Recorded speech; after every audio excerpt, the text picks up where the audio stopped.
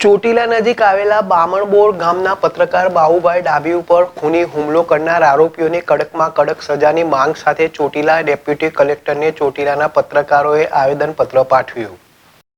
ચોટીલા નજીક આવેલ બામણબોર ગામના પત્રકાર બાબુભાઈ ડાભી ઉપર બામણબોર ગામમાં ચાલતા ખાનગી દવાખાનાના ડોક્ટરને રાજકોટના કહેવાતા પત્રકાર પ્રતિક ચંદારણાએ ખોટી રીતે હેરાન કરતા હતા।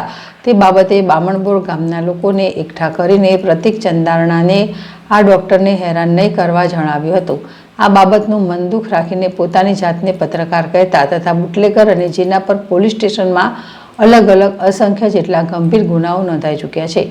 એ પ્રતિક ચંદારણાએ બાબુભાઈ ડાભી આગામી સમયમાં યોજાનાર સમૂહ લગ્નનું આમંત્રણ દેવા રાજકોટ પાસે કારીપાટ ગયા હતા। તે સમયે બાબુભાઈ ડાભી પર લોખંડના પાઇપ વડે જીવલેણ હુમલો કરીને હાથ તેમજ પગના ભાગે ફ્રેક્ચર કરી ગંભીર ઇજાઓ પહોંચાડી હતી।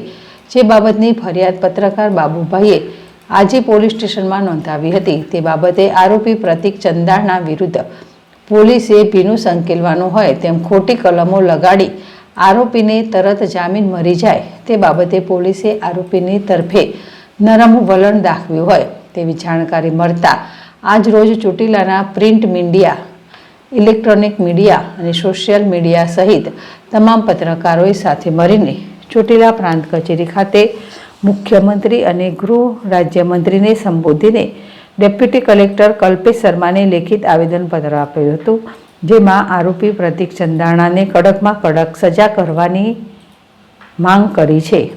સાથોસાથ સરકારને ગુજરાતભરમાં પ્રેસ મીડિયાના ખોટા લેબલ લગાડી ફરતા અને એનકેન પ્રકારે અસામાજિક પ્રવૃત્તિઓ કરતા તત્વો સામે પણ મુહિમ ચલાવવાની માંગ કરી છે। જગદીશસિંહ ઝાલા, ZSTV, ચોટીલા। તાજેતરમાં એક અમારા બામણબોરના પત્રકાર બાબુભાઈ ડાભી ઉપર જે હુમલો કરવામાં આવ્યો છે એ હુમલાને અમે ચોટીલાના તમામ પત્રકારો સખ્ત શબ્દોમાં વખોડી કાઢીએ છીએ। બાબુભાઈ દ્વારા પોલીસ ફરિયાદ તો થઈ છે પણ એની ઉપર કોઈ કડક કાર્યવાહી નથી થઈ, તો એ શખ્સ ઉપર કડક કાર્યવાહી થાય એવી અમારી તમામ પત્રકારોની માંગ છે। અને જો આ કડક કાર્યવાહી નહીં થાય તો ગામોગામ તમામ પત્રકારો આવેદનપત્ર આપી અને આને સખ્ત શબ્દોમાં આને વખોડશે। આવતા દિવસોમાં ક્યારેય પણ કોઈ પણ પત્રકાર ઉપર હુમલો ન થાય એવી કાર્યવાહી કરે એવી અમારી સરકાર સમક્ષ માંગણી છે।